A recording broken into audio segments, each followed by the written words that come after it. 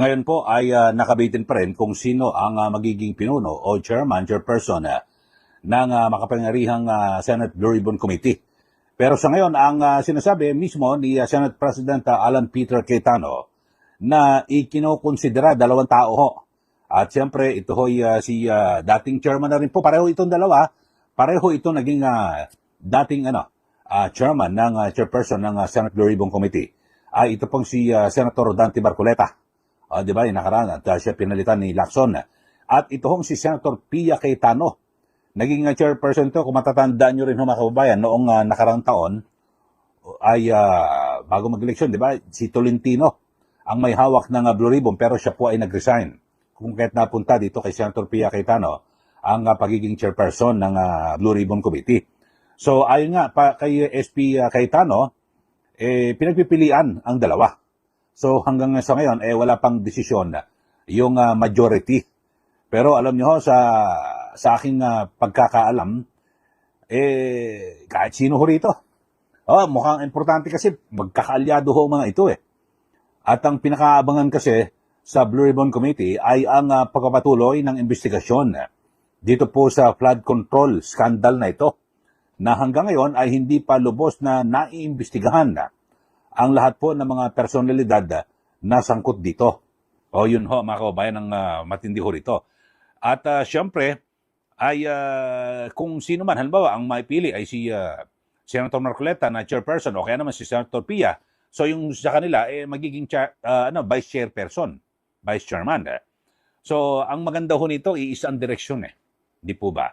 At papanagutin yung mga nagkasala o sangkot dito po sa anomalya. Kasi at bukod do sa ang pinakaabangan ho rito, di ba, yung sangkot sa flood control. At bukod do dyan, yung aligasyon po ng mga delivery. Nag-deliver daw ng mali-maletang laman pera, kwarta. Ito hong ito nasa 18 ex-Marines o 18 dating sundalo na naging tauhan ni dating Congressman Zaldico. So meron po siyang aligasyon at siguro naman napapanood nyo na rin, may mga patikim na mga ginagawang paglalabas po ng video at litrato na kung saan ipinapakita na talagang buhat-buhat po nila yung mga mabibigat po na maleta na may lamang pera, tapos isinasakay sa helicopter, sa mga van, yun ho. Talagang, yun po ang kanilang mga ebidensya. Bukod sa litrato, may mga po yan, meron silang video.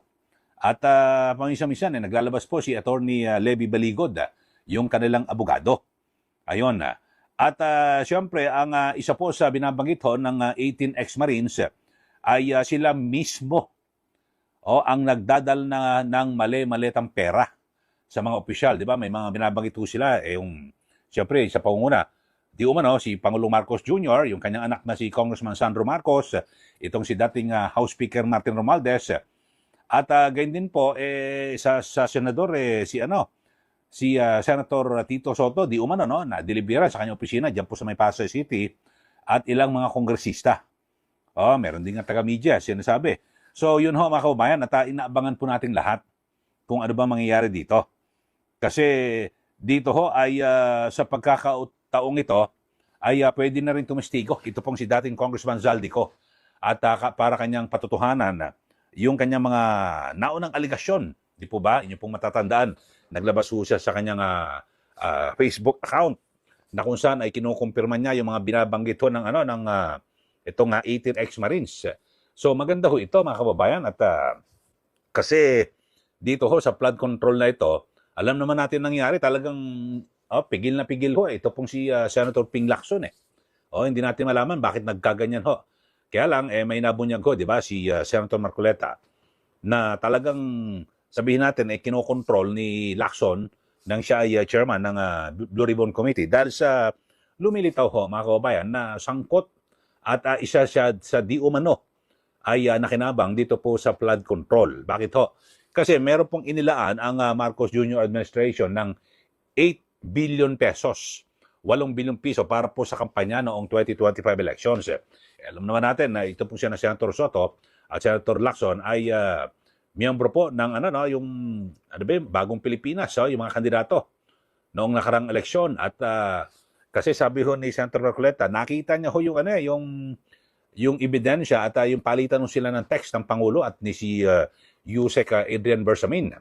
At nakalagay ron, may accounting, yung computation po ng kung magkano yung nagastos, kung sino-sino mga nabigyan, dyan sa 8 billion, so ganun. May computation mga kababayan, so walang kawala.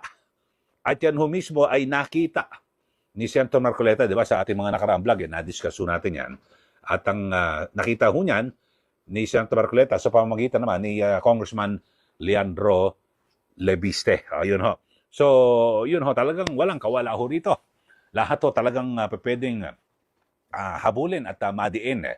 Kasi, di ba, ako, kahit sino ho, kay Senator Pia Cayetano or si Senator Marcoleta, pwede na ho.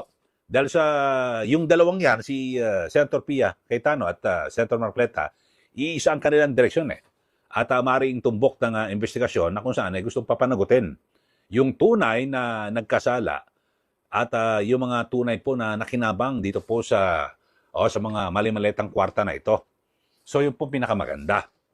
Kaya't ako, nag-aabang ho ako bilang isang taxpayer at syempre, lalo na ho yung mga kababayan natin na may mga kamag-anak ko sila na namatayan dahil sa biglang pagragasa ng malakas na ulan, bumaha, tapos yung kanilang mga ari-arian nasira, tapos di ba, na kung saan may mga lugar ho sa atin na lumilitaw na dati wala namang baha, pero nung simula ho na magkaroon ng flood control project, bumaha na.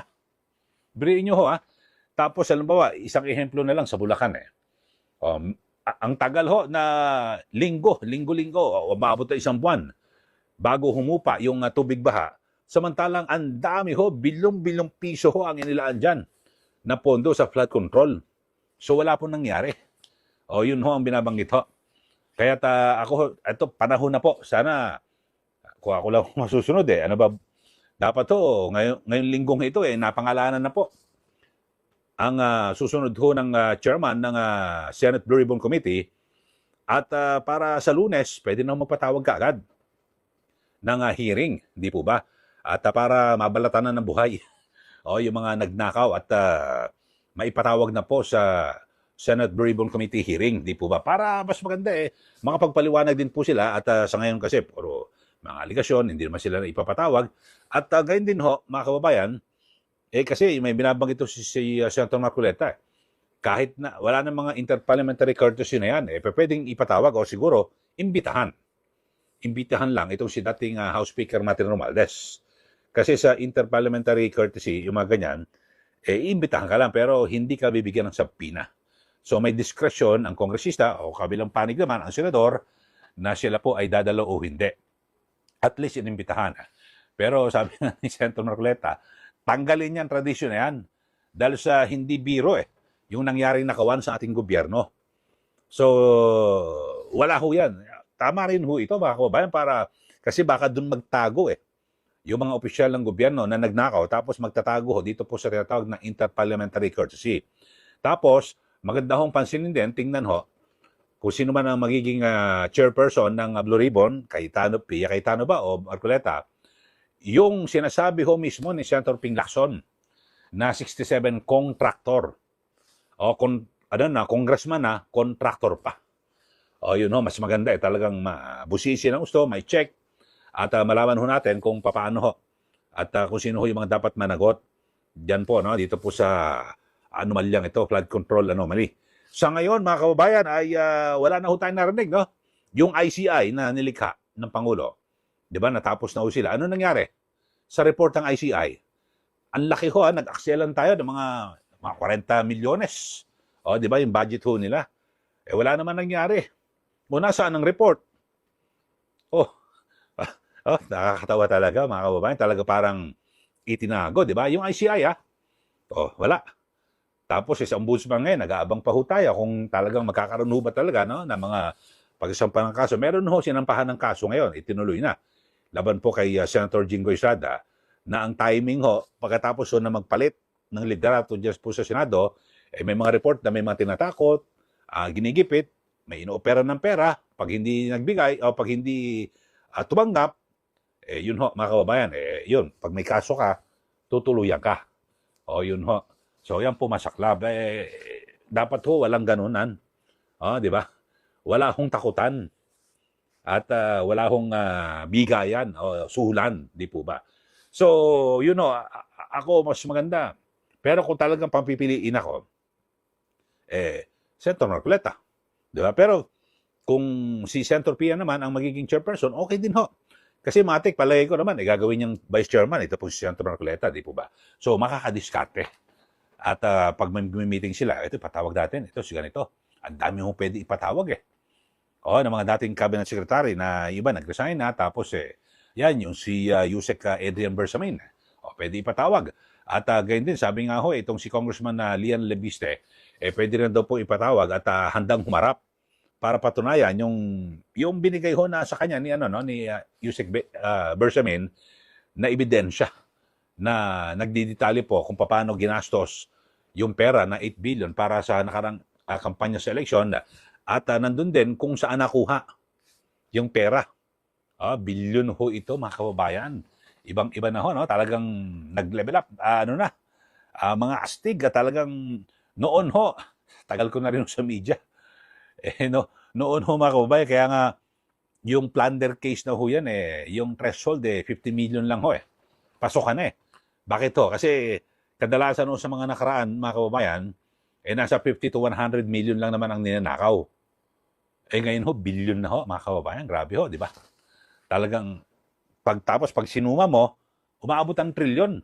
Dito lang sa flood control, trilyong piso ang inaabot ho. Talagang grabe ho yung nakawan dito po sa ating gobyerno. Dapat ho, masupil ho ito. So maganda ho ito At sana, magtuloy-tuloy yung investigasyon ng Senate Blue Ribbon Committee kasi medyo mahahati po yung kanilang oras dahil sa nag-convene na po ang Senado bilang impeachment court. Bagamat siyempre, binigyan ho ng 15 days na palugit at pinasasagot. Ito pong si VP Sara Duterte. Tapos kapag sumagot ho yan, ay bibigyan naman ng 5 days yung prosecution para sumagot. So, at least ibig sabihin umuusad na po yung proseso ng impeachment, di po ba? Kasi nakapanumpa na si Senate President Alan Peter Cayetano, pati yung kanyang mga kapwa-senador, bilang senator judges, lahat po sila, no? Talagang, at least nandiyan, wala namang masasabi. Yung mga yung mga pumipintas at nagbibigay po ng agam-agam. Dito po kasi ngayon, may mga nagsasabi na ako dapat baka pwedeng imbitahan ng Chief Justice. Nasa batas, sa saligang batas natin Kapag hindi naman presidente ang nililitis sa impeachment, hindi kailangan ng Supreme Court Chief Justice. Pero yung iba, talagang alam nyo, pilit ho nila lasong si Father Ranilio Aquino. Dating din daw ho yan, San Beda. Parang gusto niya ay hikayatin yung Chief Justice ng Supreme Court na tumulong at mag-preside diyan po sa impeachment trial laban po kay VP Sara. Wala nga ho sa batas Tsaka alam nyo ho, yung Chief Justice, ang dami ho nilang trabaho. Diyan po sa Supreme Court, ang dami ho nakabinbin ng mga kaso Di ba, umabot ng 10 taon, 15 taon, hanggang 20 taon. Tapos kukunin mo pa sila. Talagang iba naman, alam nyo, maraming nagpapakilala ngayon, mga kesyo sila po yung legal luminaries, mga eksperto sa batas. Pero ang layunin ho, lituhin ang taong bayan. Kasi itong mga lumilitaw na legal luminaries, nakakampi ho ito sa administrasyon ng mga Pinklawan, Dilawan at sa administrasyon. Kaya alam niyo naman abogado pwedeng hanapan ka ng butas kung saan nila gusto kang dalhin. Di po ba? So yan po masaklap na pangyayari dito po sa ating bansa. Kaya yun lang ho, na-discuss lang ho natin yan. Pero sa ating mga kababayan, wag ko kami kikinig Diyan sa mga nagpapakilalang legal luminaries, mga legal expert daw, mga sa konstitusyon, etc. Wag ho. Kasi suriin nyo mabuti. Kasi baka kayo po'y maligaw. At mapunta ka sa gusto nilang direksyon. Okay, so sa mga bago lang po sa ating channel, ay magbigay na po kayo ng comment. At subscribe po kayo sa mga bago lang. At sa mga nanonood sa atin ngayon, ano po masabi nyo rito? Marcoleta o Pia Cayetano? Ang dapat maging Blue Ribbon Committee Chairperson. Ako naman, kahit sino sa dalawa. Kasi tingin ko naman, at ako'y naniniwala, na iisa lang po ang tutumbukin direksyon. Maimbestigahan itong flood control project na yan, magtuloy-tuloy at may mga mapanagot ho. Kung sino man yung mga talagang nagkamal ng kwarta at para nakawin po yung pondo ng bayan.